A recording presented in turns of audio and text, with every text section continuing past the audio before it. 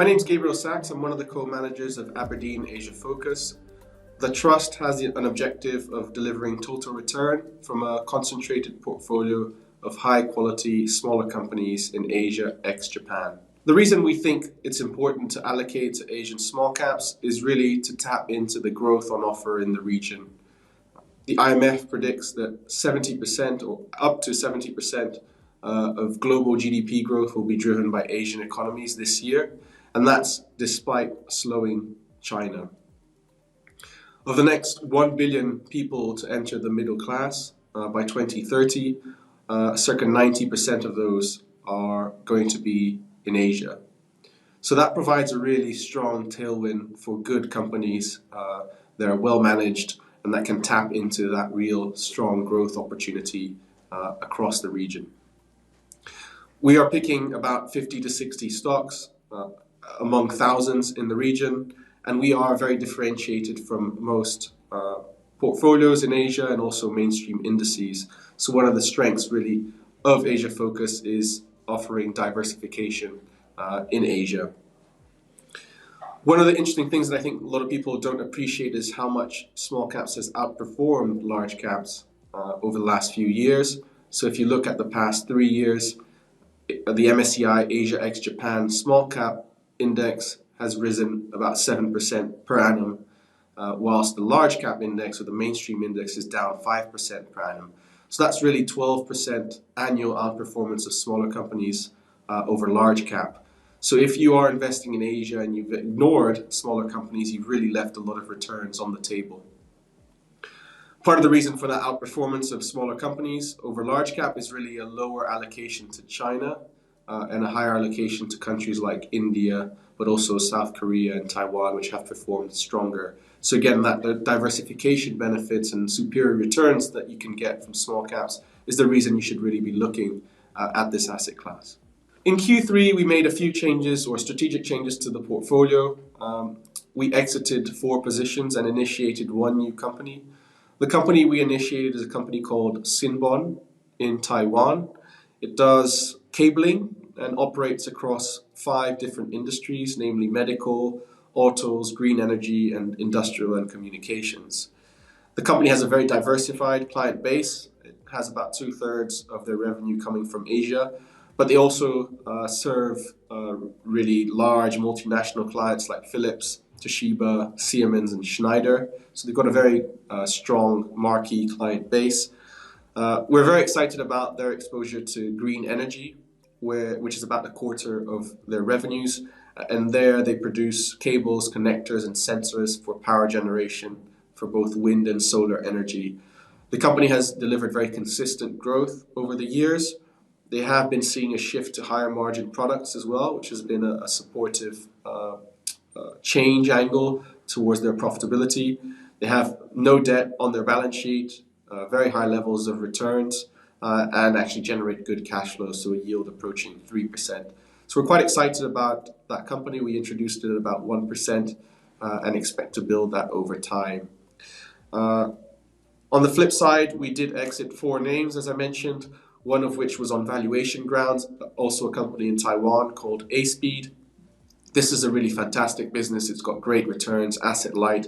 They're a virtual monopoly in the space where they design chips for remote control of servers. So they're very plugged into server growth in the US and from the hyperscalers such as Microsoft, Google, Amazon, etc.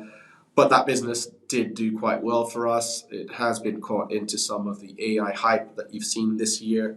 So it was trading sort of 2 standard deviations above its historical mean, which just means it's trading quite a lot higher than it's traded in the past, on around 60 times forward earnings. And therefore we felt that it was probably time to exit that company, and hopefully we can come back to it if valuations allow. We also exited a company called Pacific Basin, which we've held for a long time in the trust. It's more of a cyclical business that does dry bulk shipping. And that company did very well for us during COVID, given freight rates went off the roof and they basically delivered excess profits and returned those profits through special dividends to shareholders. So we benefited a lot from that during the COVID years. But we felt coming into this year that maybe those excess profits or that period of super normal profitability was coming to an end, and also management was embarking on a bit of an increased investment phase where they'd be adding new vessels against an environment of slowing demand, and therefore we decided it was time to let go of Pacific Basin and focus elsewhere.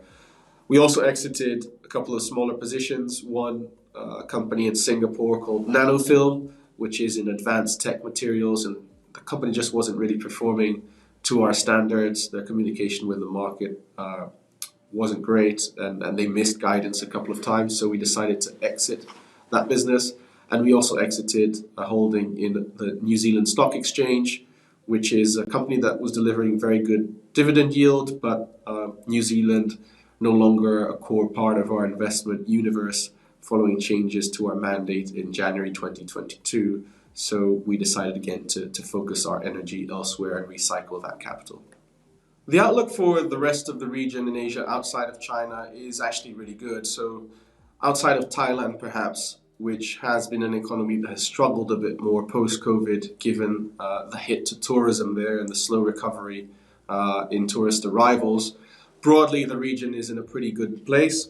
As mentioned earlier, we only have about 10-15% in China, so 80 to 90% of our portfolio actually sits elsewhere in the region, and we're really excited about that 90% really. If you look at the macro environment, Asia has performed pretty well despite really sharp interest rate increases in the US and Europe, which typically, eats into liquidity in markets and leads to sort of currency weakness in emerging markets in Asia. But you haven't really seen that. You've seen a pretty stable macro picture. Currencies perform quite well. And the reason is because these economies have actually managed their economies in quite an orthodox fashion. Inflation has been very benign. So actually you didn't see a big spike in inflation post the Russia-Ukraine conflict like you did in other emerging markets and Europe. And so that macro picture is very healthy, and you're seeing economies recover quite nicely post-COVID. There's also some interesting drivers for some of these economies. There's a lot of chat these days about nearshoring or China plus one, and that's something that we're really seeing happening in certain markets such as Vietnam, Indonesia, and India, where you're seeing duplication or diversification of supply chains and lots of countries trying to tap into that. With regard to our portfolio, we actually have 18%. Our largest market is India. We have also sizable exposure to Indonesia at around 11%, and we have a 6% allocation to Vietnam. So these three countries which benefit from China plus one are a key part of our portfolio. Just to delve a little bit deeper on each, India is now the most populous country in the world. They're seeing very good, strong growth and a domestic capex boom driven by government investment and structural reforms.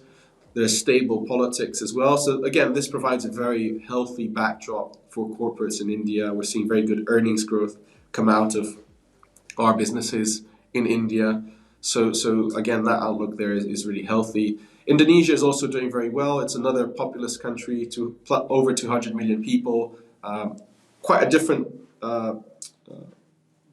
economy in terms of their reliance on commodities, but you're actually seeing good growth come out of Indonesia. They're trying to move up the value chain to refine nickel, for example, which is a key commodity that goes into electric vehicle batteries. There's also been structural reforms and supportive economic policy from the government. They have elections coming up next year, but actually we expect the policy backdrop to remain pretty stable. We have 4 great businesses in Indonesia which cover a big part of the economy, one of which is a healthcare business, a hospital chain. One is a bank, one is an energy company, primarily in fuel distribution, but also an industrial play in more broader sort of commodities, and also a more straightforward consumer stock. So again, covering the Indonesian economy quite well there in terms of our positions in the portfolio. And finally, Vietnam is a market that probably has one of the strongest macro outlooks, seeing very good foreign direct investment over the years, strong urbanization, very stable currency. It is seeing more volatility lately because of a purge on corruption. And from an equity market perspective, again, given it's a less developed market, it's one that has been more volatile and one that we struggle a bit more bottom up to find companies that meet our quality criteria. But overall, we're very excited about that portion of the portfolio. Historically, throughout the history of the trust, we have been more biased towards Southeast Asia and India, but we also very selective in Taiwan and Korea, where we have decent exposure to really good quality tech companies that are leaders in their field. Thank you very much for listening. I hope you enjoyed the update. And if you'd like any further information, please visit our website or click in the link on the screen.